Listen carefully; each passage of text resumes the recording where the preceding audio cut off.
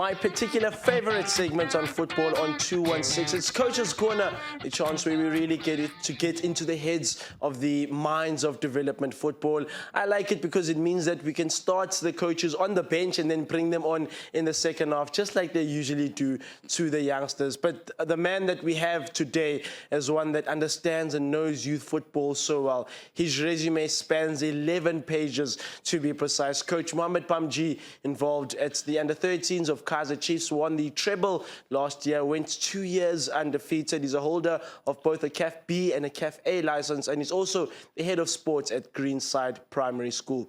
Coach Bhamjee, you are joined by Coach Kosarino of Remember Elite Sports Academy. I wonder, maybe we'll see one day you guys go head-to-head on the other side of the coin. Coach Kosarino, you're involved at RISA, of course, also a CAF A holder. But we'll have your segments after this. We know your particular role with the performance matrix analysis. For now, we're tag teaming and we're finding out what's up at Kaizer Chiefs. Coach, welcome. Thanks for having me. I think firstly, Coach Bhamjee, I just would like to ask you how you find these kids, because I think that's something that often we ask so many times of development football, and many of the youngsters watching the show want to find out how can we get into Kaizer Chiefs and the best development in the country. Look, it's not easy to get in there. You have to have a certain quality to come in there, and we're looking for that quality from under 13 level. So you're looking at your 11, 12-year-old boys, and I always feel that's the base. If we get them in right at that age and to the first door, it stands for us from into under 15, under 17, under 19 DDC. So because we do not have an under 10 and under 11, under 12, so that we have assessments throughout the year, and now we're doing it during the school holidays. So yeah, if you have talented boys that are, aged 11 and 12, get in touch with our scouting team and let them come have a look at you.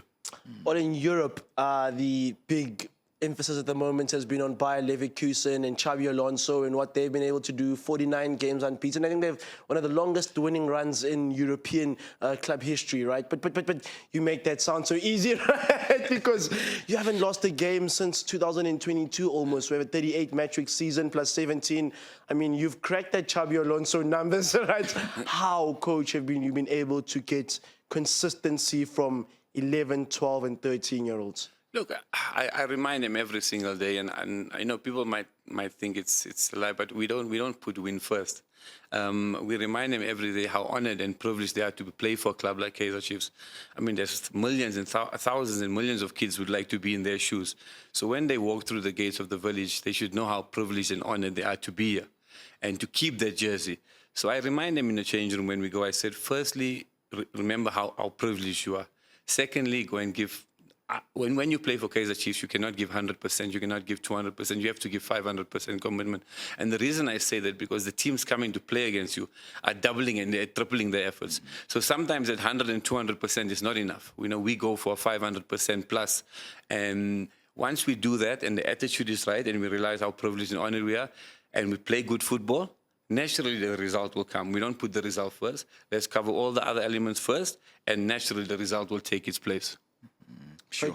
Yeah, that's fascinating, Coach. And you've touched on a bit whereby you're speaking about 11-year-olds. Coach, I'm curious because now on your 11-page resume, that's long, That's a long job. But Coach, what's fascinating about it is that you've done international courses like your KNVB introductory course in 2014 and then your Kaizer coaching level 1 course. Maybe you can touch base on that as to what was the decision behind doing these courses? Look, when I started coaching, I said to myself that, everyone that gets into coaching wants the limelight of senior football. And yes, fair enough, they want the limelight of senior football. But when I got into coaching, I said, it's like school. You start at grade R and you work yourself up to matric and university and so forth. So when I started coaching in Mayfair, we had a senior team that played SAB. And then I said I'll coach the senior team, but I would like to coach the under-6s also. Nice. And over the years of coaching, I managed to close the gaps. I managed to go 6, 8, so forth. So I have, and that's what was the reasons of doing these courses. So you have an understanding of a child's development from 6 years old to 8 to 10 to 12 to 15 to 17. So tomorrow, you called upon to coach the under 17s or under 19s, you have an understanding. If they ask you go and look at 8-year-old boys or 10-year-old boys, you have an understanding. And I want you to cover all those aspects. So, because you never know where this journey of football might take you. And that's why coming into Chiefs to take the under 13, I didn't feel overwhelmed because I knew I've done that age before. I know what's required. And working at the primary school and working with kids from 4 years old up to 13, every single day of my life, you understand the different phases of development a child goes through. And as a coach, that's very important because the way you coach a 10-year-old is very different from coaching a 15-year-old or 12-year-old. Everything differs. So you have to have that understanding of the age of a child and how they are. Sure. Yeah, no, Coach. You're definitely feeding us here. I want senior football, Baba. I immediately want to start coaching. I want senior football.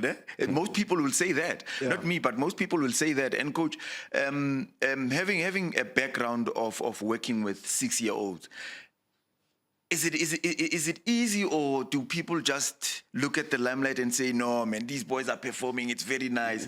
And touching on their growth spurt, what can you maybe tell aspiring coaches out there to look out for? Look, I think every child grows at a different rate. Nutrition takes a big aspect in it. You know, not everyone comes from privileged backgrounds to have proper nutrition, proper gym. Some kids, you don't even know if they had one meal or if they had 3 meals. You know, so I think we also as coaches need to be also patient. We might see a talented boy at 11, 12 years old, but he's not as physically strong as someone else. And because we judge him at that size and that age, and we say, no, he's not good enough.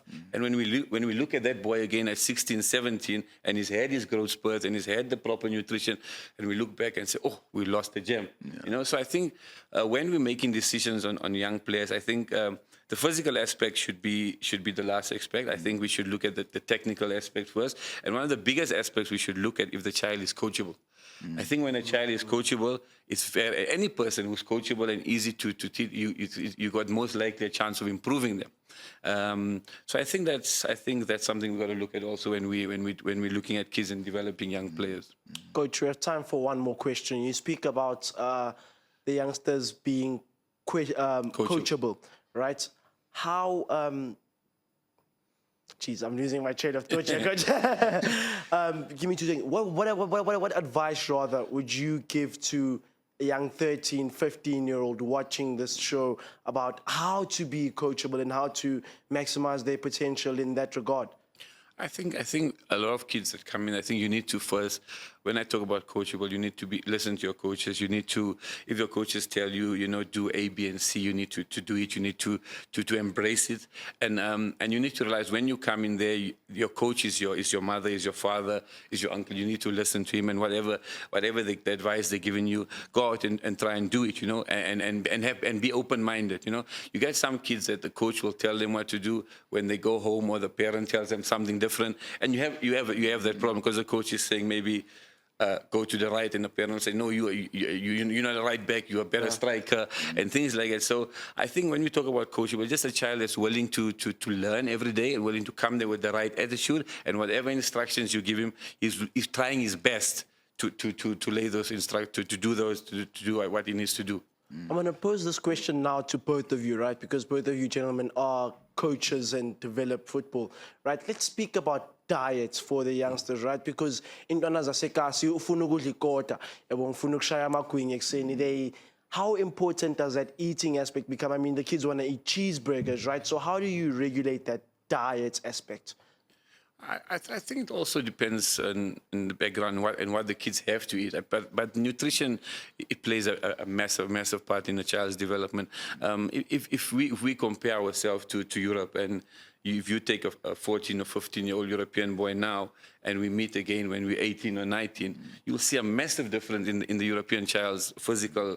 Well, that's why at 18 they can throw themselves in the Premier League and they can compete in Bundesliga, because physically they're up for it, and they're getting their 3 meals a day, and they're getting proper the proteins, and you know. And it's just, I think because of the background we come from, not every team has the privileges of feeding these kids these 3 meals. So it's something as an association, as staff, as people, we need to look at it. How do we develop our kids, not only on the footballing side, but physically with the nutrition, with the proper gym work and those stuff, and to make a better footballer. And also to add on that, Coach, yeah, you are definitely right, because in most cases you'll find that a lot of kids that we are exposing to our football, they come from not different backgrounds, and you get a club that does not have resources to actually resource them and give them a very proper and managed managed diet. So it plays a big role. And like, for instance, a good example would be Siyabonga Nomvete. He went to Italy and then he craved pap every single day. Because where do you find this meal? Exactly, where do you find it? You understand? So it really touches a lot of people when you speak about diet, and I'd like to definitely give props to those teams who are going out of their way to actually give those players what they need in terms of dietary requirements. And then, Coach, let's throw it forward to this weekend then. Big game. Like, I don't know, I enjoy watching you go up against Sundowns every single time, right? What are you planning? What are your thoughts ahead of this coming game against Lunga Nobela?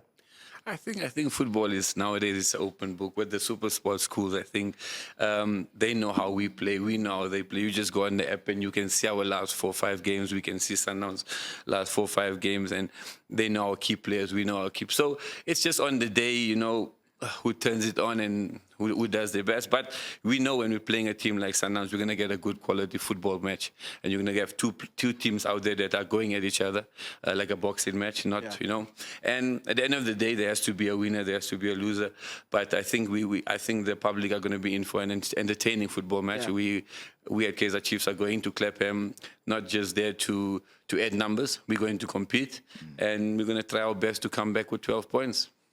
I'm going to go with the Brazilian and go with his prediction for the week. I mean, you're not involved, right? So you can predict. No. Super sports school team, so they watched each other. No. But I think it's going to be a tight affair. With Coach Bhamjee's team, I think he can come out tops on this one. Yeah. Okay, Coach. Thank you so much, man. Guys, but like you said, it Mam Nandu Nandi, and then we'll see who's Nandia between Coach Bhamjee and Coach Nobela. But Coach Bhamjee, thank you so much, man. I've enjoyed speaking to you about football and development football, and I think the short segment that we've helped here, I hope really does help even the youngsters watching these at home, the coaches, their advice that you've given. But thank you so much for your time. You really are a proper custodian of development football. No, thank you for having me, and thanks to you guys. You guys are doing a great job, and continue doing what you guys are doing. Thank you. Yeah. So that is Coach Bhamjee, and you can catch him on the side of the pitch this Sunday against Clapham. I guess maybe the Sundowns at Clapham High. But for now, let's go to the Super Sports Schools montage and take a quick break, and we'll be sitting and chilling with the Brazilian in Rio thereafter.